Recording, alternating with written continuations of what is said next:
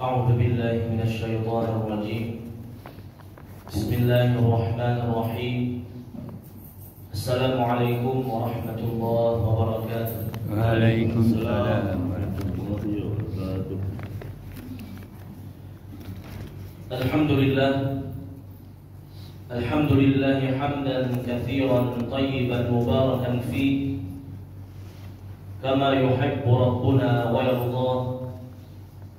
أشهد أن لا إله إلا الله وحده لا شريك له، وأشهد أن محمدا عبده ورسوله صلى الله عليه وسلم، المبعوث رحمة للعالمين الذي لا نبي بعده. اللهم فصل وسلم وبارك وأنعم على هذا النبي الكريم وعلى آله وصحبه ومن سار على نهجه واهتدى بهديه إلى يوم الدين. Amma ba'du, Bapak Ibu kaum muslimin wal muslimat, hadirin wal hadirat jamaah Masjid Surau Darul Jannah yang semoga senantiasa dirahmati dan dimuliakan oleh Allah Subhanahu wa taala. Amin. Puji syukur kehadirat Allah Azza wa Jalla. Allah Subhanahu wa taala senantiasa memberikan kepada kita berbagai macam nikmat dan karunia, sehingga pada subuh ini Allah berikan kita kehidupan setelah kematian. Allah berikan kita kesempatan dan kemudahan untuk beribadah dan bertaqarrub kepada Allah Subhanahu wa taala, serta menghadiri majelis ilmu, mentadabburi Al-Quran. Semoga kita semua termasuk orang-orang yang disabdakan oleh Rasulullah sallallahu alaihi wasallam, majtama'a qaumun fi baitin min buyutillah yatluna kitab Allah wa yatadarasunahu bainahum illa nazalat alaihimus sakinah wa ghashiyatuhumur rahmah wa haffathumul malaikah wa dzakarahumullahu fi man 'indah. Tidaklah sekelompok manusia mereka berkumpul di rumah Allah, yaitu masjid. Apa yang mereka kerjakan? Mereka membaca kitabullah, membaca Al-Quran, mempelajari kandungannya, kecuali turun kepada mereka ketenangan. Mereka diliputi oleh rahmat Allah.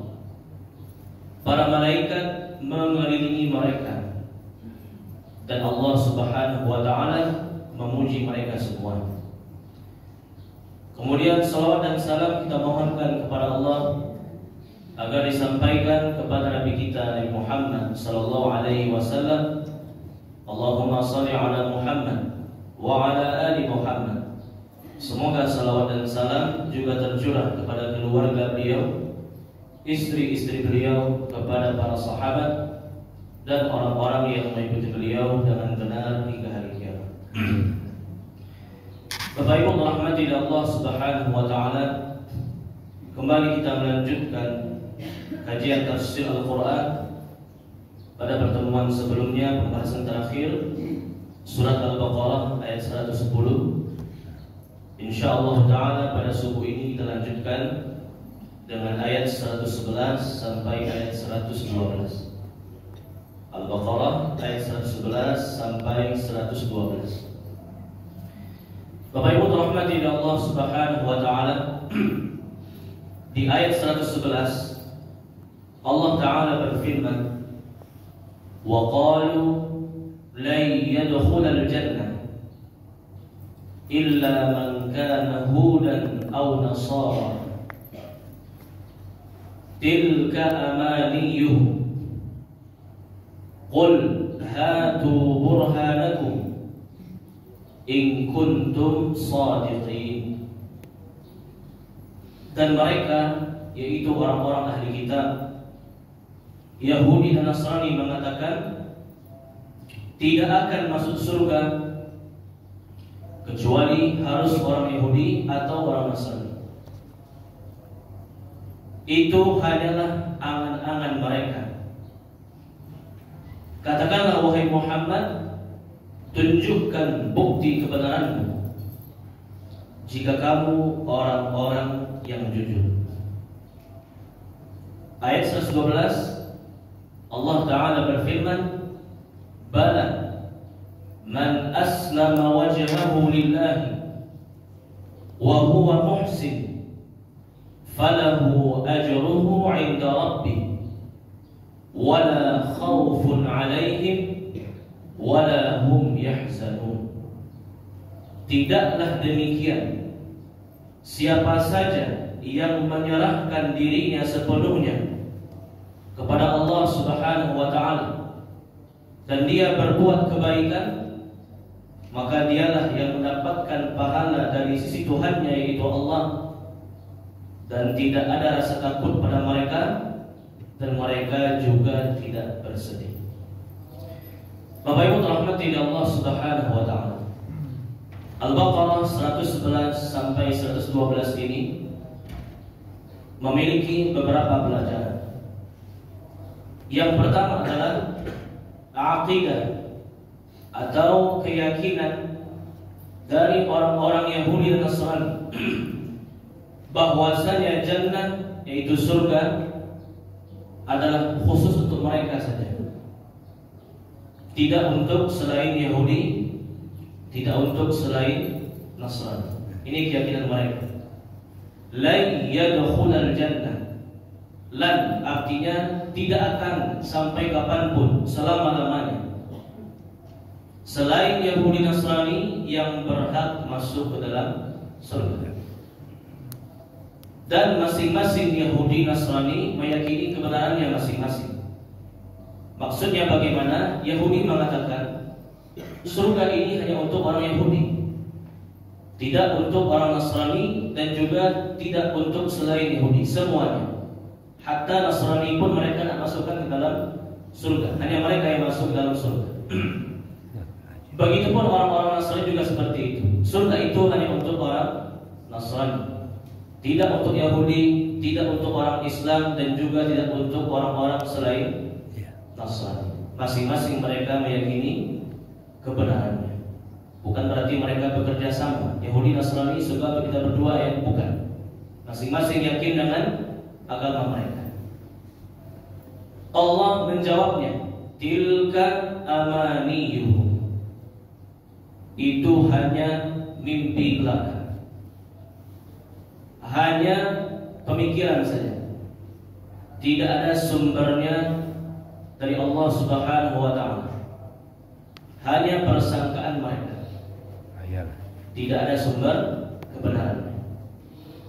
Maka dalam membaca ayat ini, kata para ulama, hendaknya jangan disambung sampai amaniyuhum. Sebagian orang membaca ayat ini, wa qalu la yadkhulul jannata illa man kana hudan aw nasara tilka amaniyuhum. Langsung disambung semuanya sampai amaniyuhum. Ini cara membaca yang khata, cara membaca yang salah. Harusnya berhenti di kalimat nasara. Wa qalu la yadkhulul jannata illa man kana hudan aw nasara. Berhenti. Tilka amaniyuhum. Begitu cara membaca ayat ini. Kenapa? Kalau digabungkan dengan tilka amaniyuhum, maka itu adalah perkataan mereka, orang Yahudi dan Nasrani. Tapi kalau dipisahkan tilka amaniyuhum, ini merupakan perkataan Allah untuk membantah keyakinan Yahudi Nasrani bahwasanya surga itu untuk mereka. Ini cara membaca yang benar dalam ayat ini. Sampai Nasara berhenti, baru lanjutkan dengan tilka amaniyuhum. Demikianlah, itulah angan-angan mereka, mimpi mereka, bantahan dari Allah Subhanahu wa Ta'ala.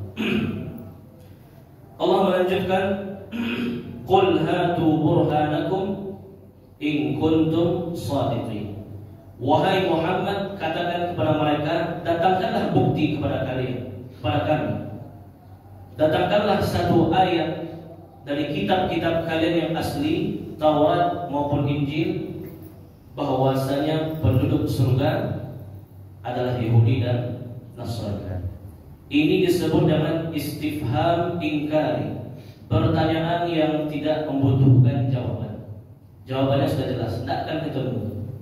Tidak akan ketemu di Taurat maupun di Injil, apalagi di Al-Quran, bahwasanya surga untuk orang Yahudi dan Nasrani. Tidak akan ketemu. Ini namanya istifham ingkari, pertanyaan untuk mengingkari, jawabannya sudah jelas, tidak membutuhkan jawaban.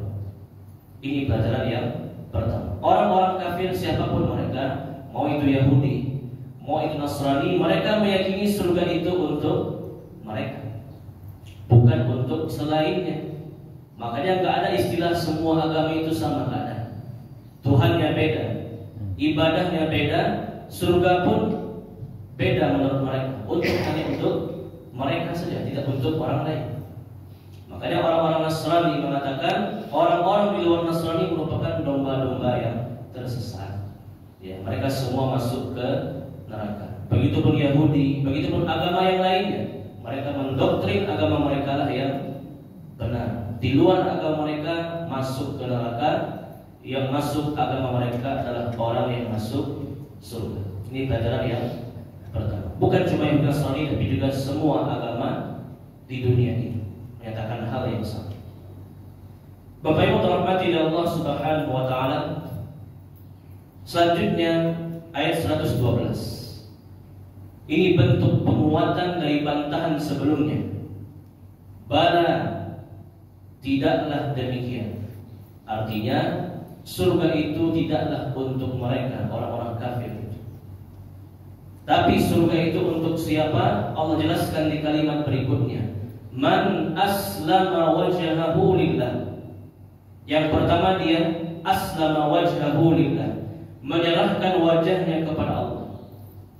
Aslama yaitu Islam. Orang yang beragama Islam. Yang berhak masuk surga hanyalah orang-orang yang beragama Islam. Dan kapan seseorang itu dikatakan sebagai Muslim atau Islam? Ada 3. Kata Syekh Muhammad bin Abdul Wahhab bin Sulaiman At-Tamimi rahimahullahu ta'ala, beliau mengatakan, Al-Islamu al-istislamu lillahi bitauhid wal-inqiyadu lahu bil-ta'ah wal-bara'atu minasyirki wa ahlihi. Islam itu kriterianya ada 3.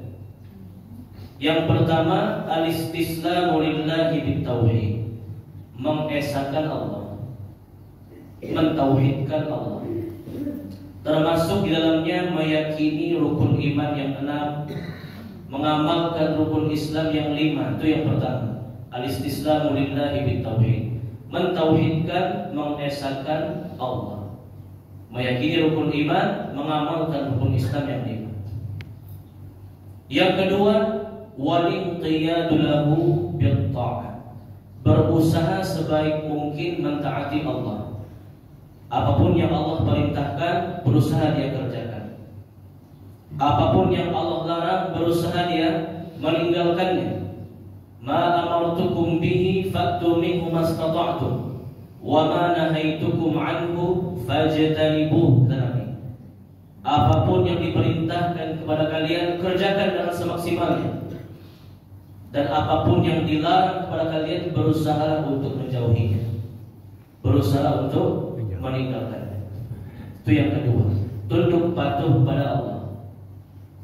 Yang ketiga, wal bara'atu minasyirki wa ahli, berlepas diri dari kesyirikan, perbuatan mempersekutukan Allah, dan juga menjauhi orang-orang yang melakukan kesyirikan. Ini dia aslam, yaitu Islam.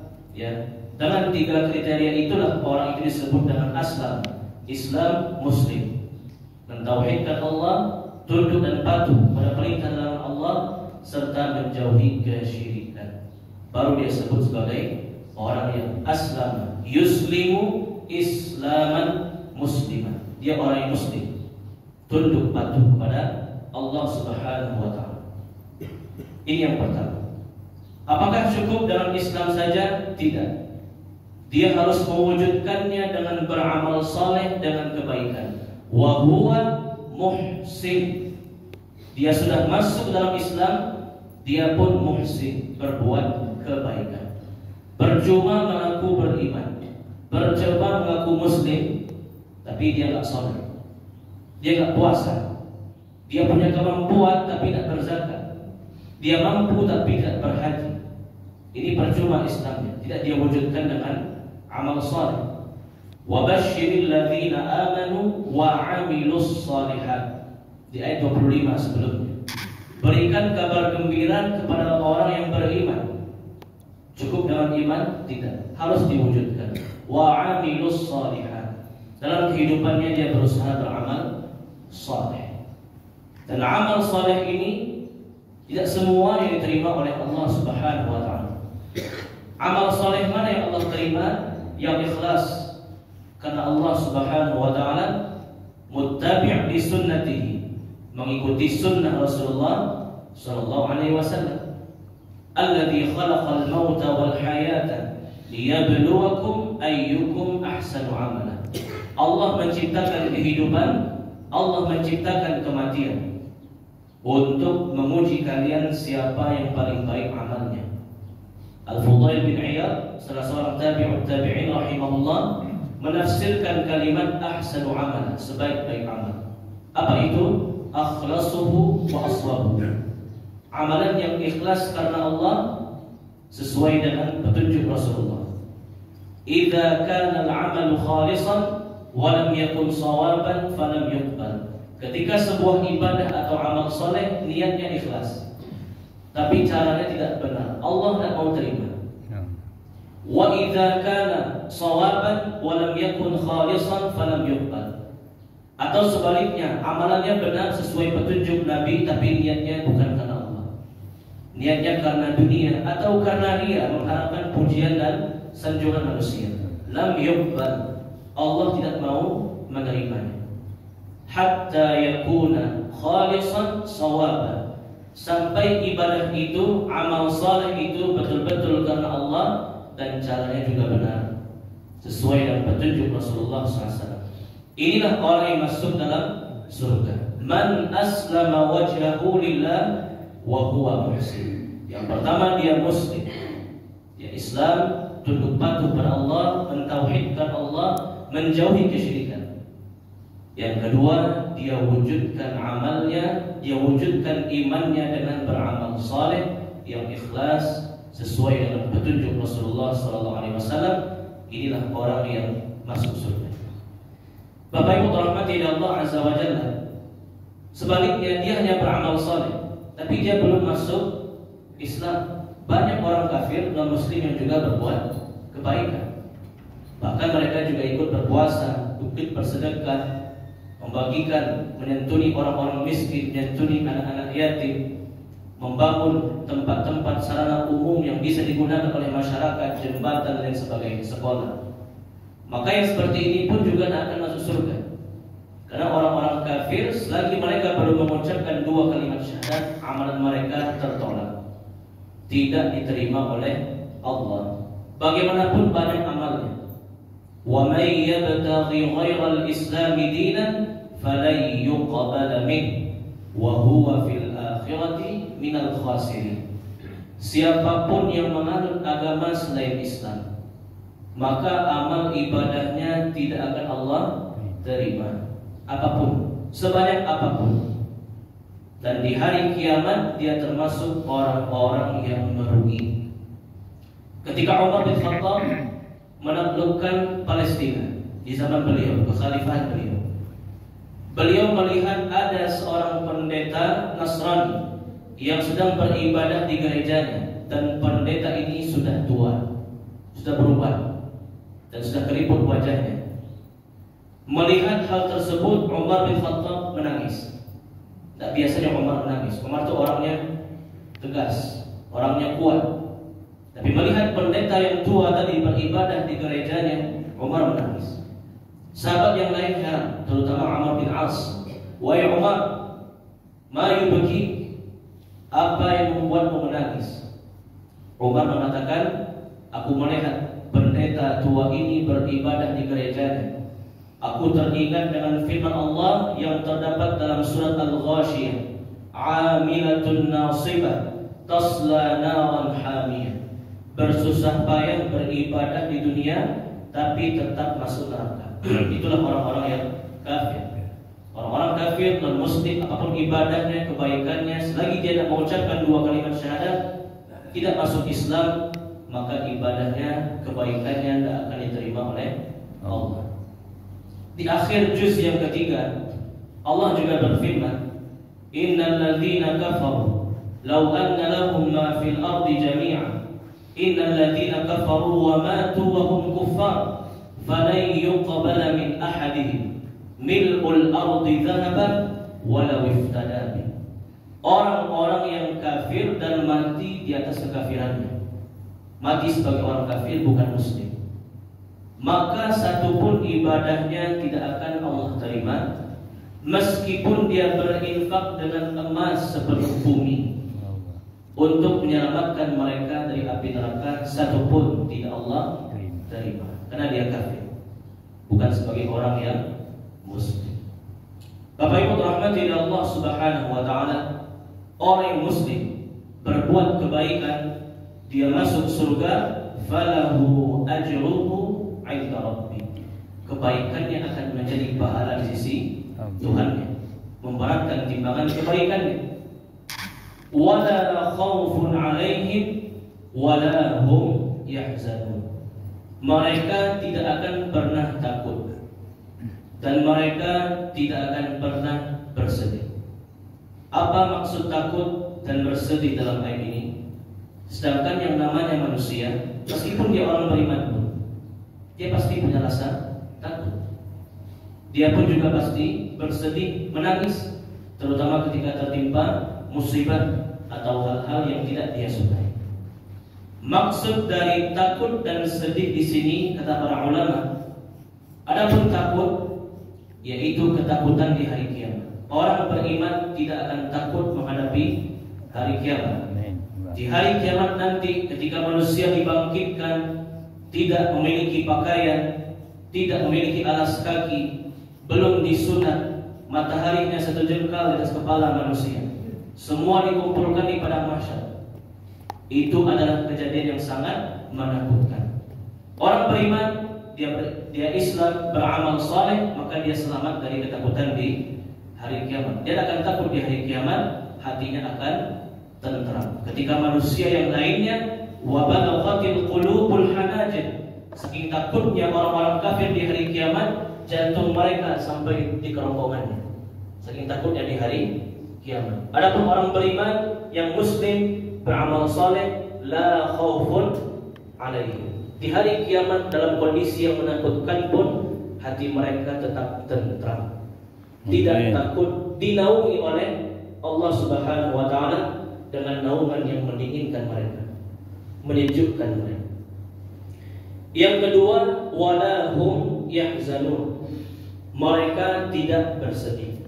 Bersedih ini ketika al-maut, ketika kematian.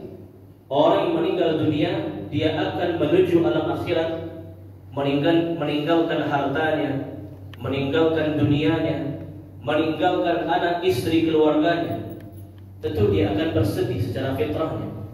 Tapi orang beriman yang dia muslim, beramal saleh, ketika kematiannya dia akan bersedih meninggalkan itu semua, karena dia akan mendapatkan yang lebih baik, yaitu surga.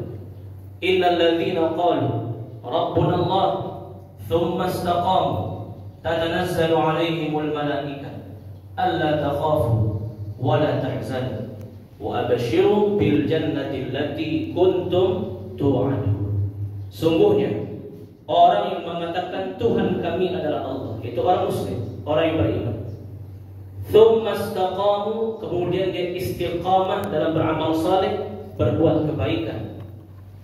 Tatanazzalu alaihimul malaikah. Ketika sakaratul maut, ketika kematian menjumpainya, datanglah para malaikat, itu malaikat rahmat, malaikat yang bawa kebaikan dari Allah. Apa kata malaikat? Alla takhafu, jangan kamu takut dalam hari kiamat. Wala tahzanu, jangan kamu bersedih meninggalkan dunia.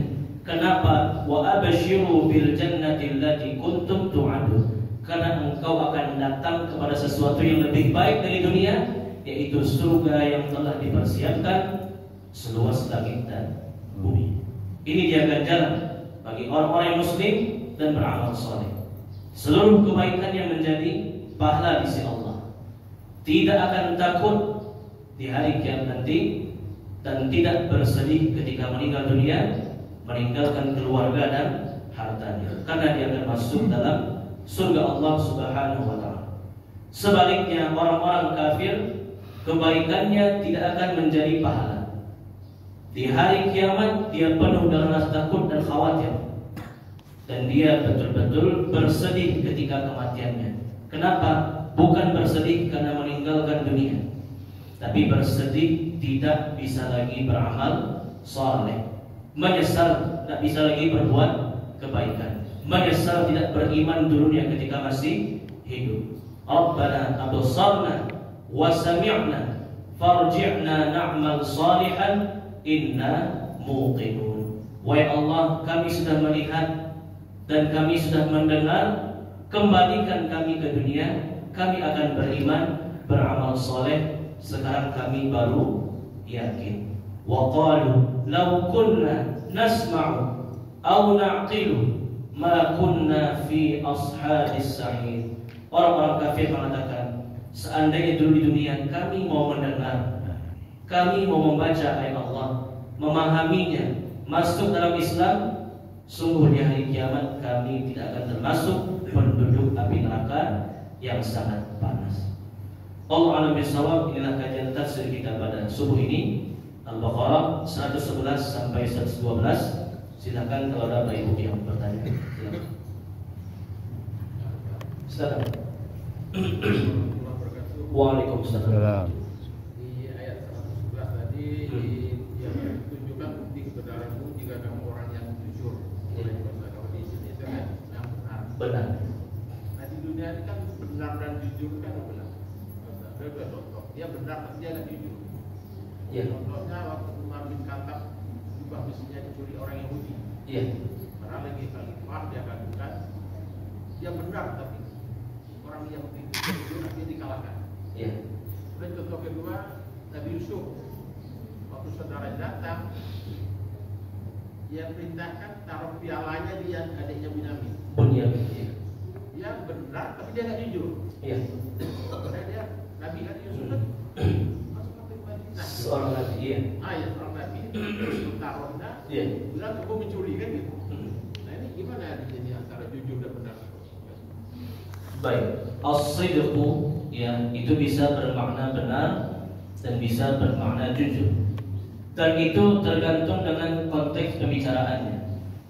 Dalam ayat ini, in kuntum shadiqin, itu orang-orang yang benar.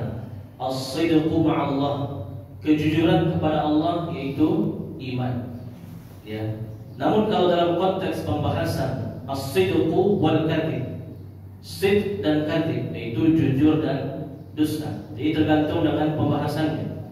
Dalam ayat ini, in kuntum shadiqin, yaitu as-sidqu ma'allah, kejujuran kepada Allah, yaitu iman. Iman yang tulus, iman yang ikhlas, yang betul-betul yakin dengan Allah Subhanahu wa taala. Ini dia konteksnya. Ini lebih tepat makna itu kepada kebenaran. As-sidqu ma'allah, kebenaran, jujur kepada Allah, yaitu iman. Innal musaddiqina wal musaddiqat wa aqradu Allah qardan hasana yudha'afu lahum wa lahum ajrun karim. Dalam surah Al-Hadid, sesungguhnya musaddiqin, laki-laki yang beriman, wal musaddiqat, perempuan yang beriman. Allah sebut dalam kalimat musaddiq, musaddiqat, orang yang benar, artinya jujur imannya kepada Allah Subhanahu wa taala, bukan hanya jujur dalam perkataan dan perbuatan. Yang kedua terkait dengan kisah Nabi Yusuf kepada saudara-saudaranya.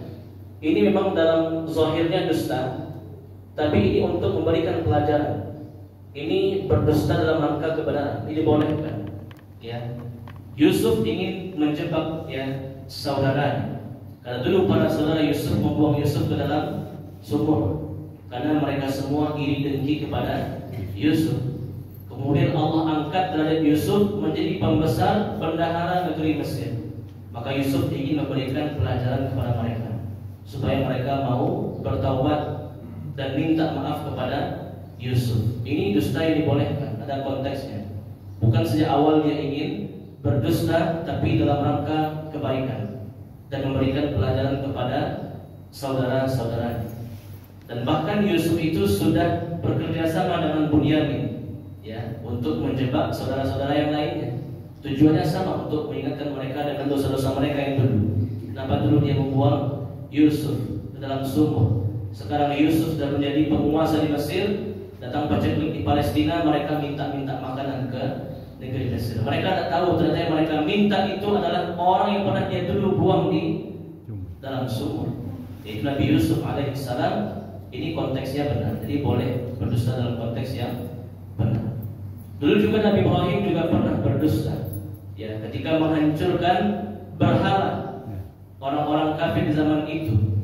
Ibrahim ambil kapak, hancurkan semua berhala kecuali berhala yang paling besar.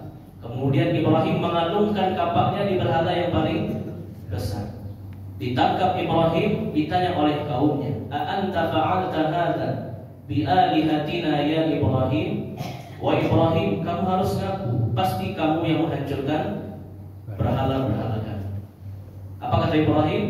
"Bal fa'alahu kabiruhum hadza fas'aluhu in kanu yantiqun." Bukan aku yang menghancurkan, tapi menghancurkan berhala kalian adalah berhala yang paling besar. Lihat itu. Kalau tidak percaya, tanya ke dia. Kalau dia bisa berbicara. Ini Ibrahim ingin memberikan pelajaran. Namanya patung tidak akan bisa berbicara, tidak akan bisa mendengar, apalagi bergerak, apalagi mengabulkan doanya orang-orang kafir. Ini dusta. Tapi Ibrahim ingin menjelaskan kebenaran. Ada yang ingin dia sampaikan melalui kedustaan tersebut. Ini kedustaan yang dibenarkan. Allah a'lam.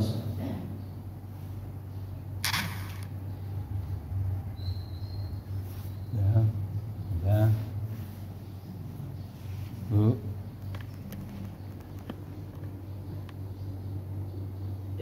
Baik, kita cukupkan. Mudah-mudahan bermanfaat, dapat kita pahami, dapat kita amalkan dalam kehidupan sehari-hari, dan semoga kita semua termasuk orang-orang yang aslama wajhahu lillah wa huwa muhsin, muslim yang bertauhid, patuh pada Allah Subhanahu wa taala, menjauhi kesyirikan dan beramal saleh dengan penuh keikhlasan dan sesuai dengan petunjuk Rasulullah sallallahu alaihi wasallam, mendapatkan surga di hari kiamat, tidak takut dan tidak bersedih meninggalkan dunia. Amin ya rabbal alamin. Barakallahu fikum. Terlebih terkurang mohon dimaafkan. Subhanallah wa bihamdik, asyhadu an la ilaha illa anta, astaghfiruka wa atubu ilaik. Wabillahi taufiq wal hidayah. Assalamualaikum warahmatullahi wabarakatuh. Waalaikumsalam warahmatullahi wabarakatuh. Tadi itu ceramah Ustadz Sultan LC, guys. Semoga bermanfaat bagi kami. Assalamualaikum warahmatullahi wabarakatuh.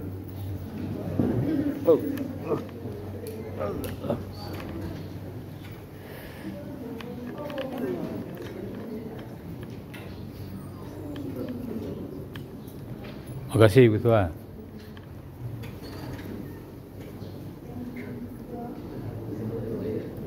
Allah.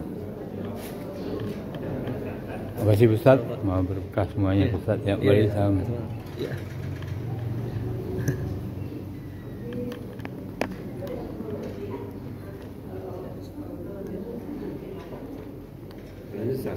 Allah.